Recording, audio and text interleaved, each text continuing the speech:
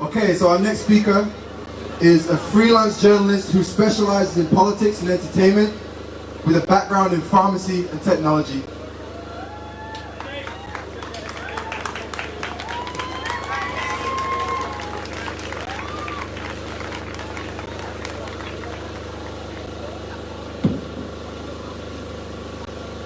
Hi everyone, my name is Anais, and I get the opportunity to speak to you guys today.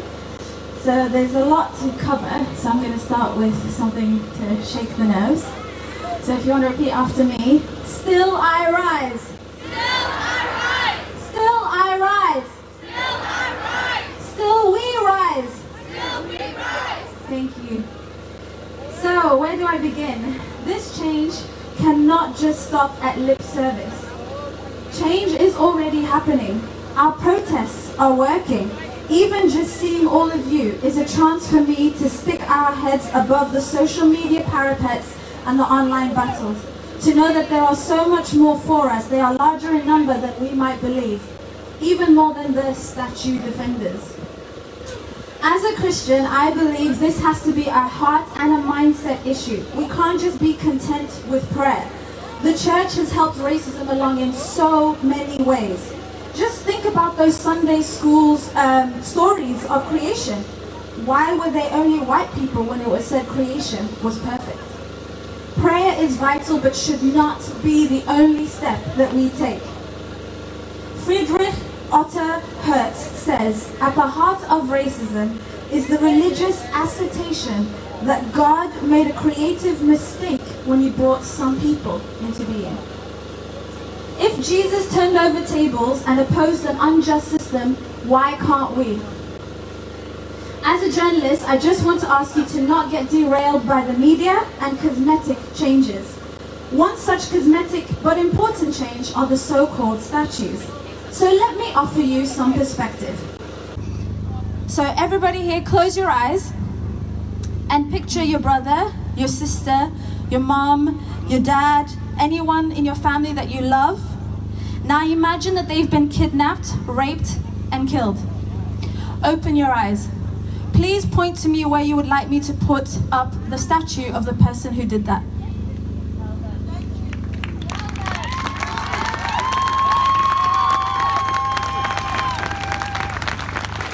So how much good needs to be done to get that statue? Hitler doesn't have a statue, and he did good for Germany before his crimes against humanity. So why does King Leopold get one who murdered millions of Congolese people for entertainment? So now I'm going to finish with an essay that I wrote, and it's called There's Something About Racism. I'm going to start with a quote from my friend Jendella Benson, and she said, "The last couple of days, watching the whole world finally acknowledge that what we've been told for years doesn't exist has been strange. It's good on one hand, but also, like without warning, we are confronted with all our collective trauma being reflected back to us at every angle. So I need to remind you, all non-black people, be gentle with us." This system that we are railing against was not built to built to prioritize white people's comfort. White privilege is like being right-handed. Everything has been designed for you first, and then adjustments have to be made for left-handed people. Living while black means I have to look up how racist a country might be before I go traveling. Living while black means I always take a receipt at self-checkouts just in case they think I stole something. Living while black means I get followed around the store by the security even though I'm not a shoplifter. Living while black means assuming I can't afford something in your store in the first place. The system isn't broken. It's doing exactly what it has been designed to do. White privilege is the option to learn about racism. We just experience it. Do you feel uncomfortable being the only white person in a room?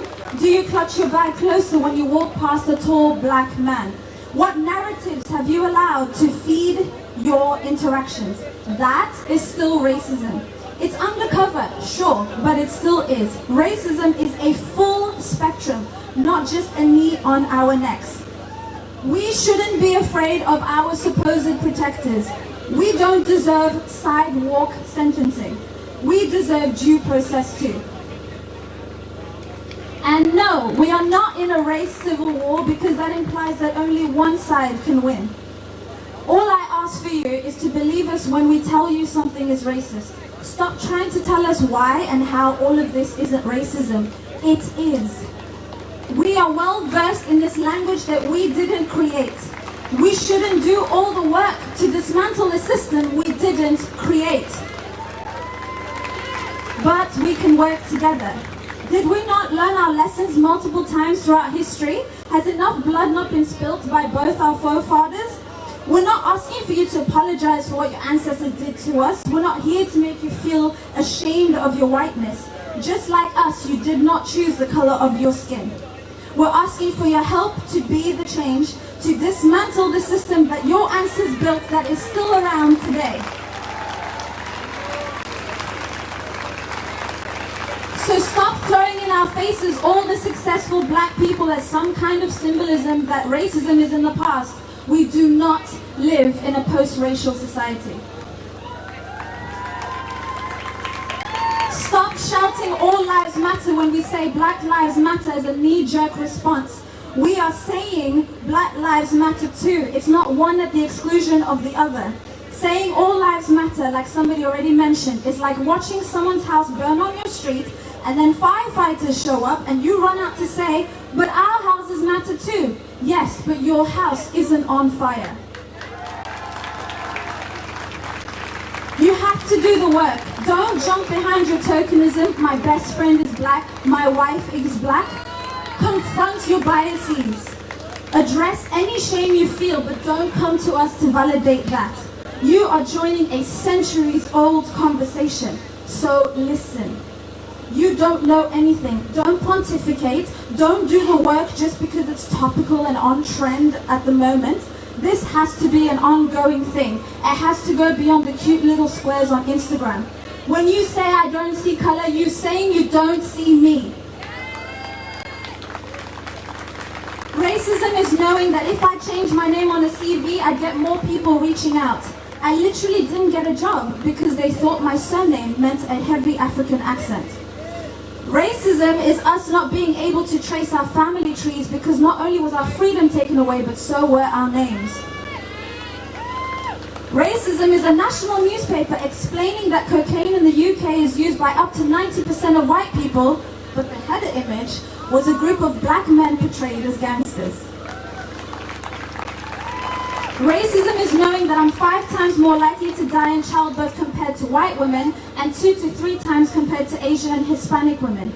This is because no one believes my pain, because of some archaic view that black women have a higher threshold for pain. This belief is born out of the times that doctors often tested on black women without anesthesia and buck breaking from slave trade days. I nearly lost my singing and my speaking voice because a doctor didn't believe me for months. Racism is knowing that on a dating app, even though I've never used one, I'm one of the least attractive demographics that people choose when scrolling. There are statistics for this. Racism is not being allowed to be a child as long as white children because psychologically cops age up black boys and girls and see us as a threat long before they'll see yours as a threat. Racism is where Alton Sterling's rap sheet is presented as justification, Trayvon Martin's hoodie as an invitation, and Rakia Boyd's laughter as provocation. Don't call me POC or BAME because that means that you have set white as the baseline and me as other. I'm black and I'm proud. We should all be afforded our individuality.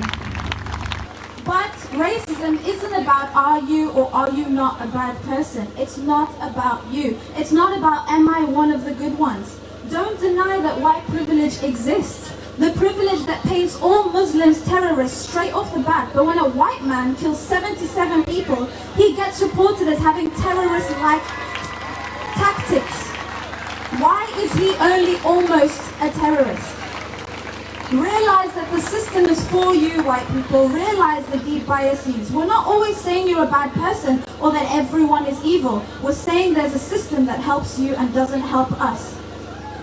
It took me 10 years to fight the effects of the hostile environment on me and my family. I spent thousands on lawyers who didn't defend me and a government that didn't care for me. I had to go to court for myself with praying friends and channel Annalise Keating as I stated their laws back to them. I won, by the way.